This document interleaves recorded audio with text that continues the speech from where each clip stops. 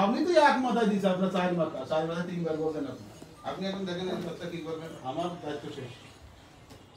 ব্রহ্মা বলছে high high এই ফ্যাকড়ার টাইমে আমাকে মাথায় কি করে ঢুকে কি বিপদের বললে এখন কি হবে?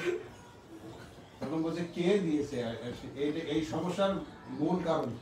তখন ঋষিকর বলছে যে পুরো ঘটনা বললো যে 5 বছরের জন্য এই বাচ্চাটাকে শিবের পরে এই বাচ্চাটা হয়েছে, আর কালকে দিন সময় আছে।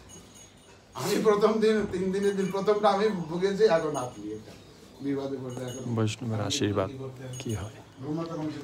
বাচ্চার আয়ু ছিল কম, বৈষ্ণবের আশীর্বাদে এখন একটাই কথা আছে, আর কোনো কথা না। কি ব্রহ্মা শিক্ষক তো শিখিনি বাচ্চাটাকে নিয়ে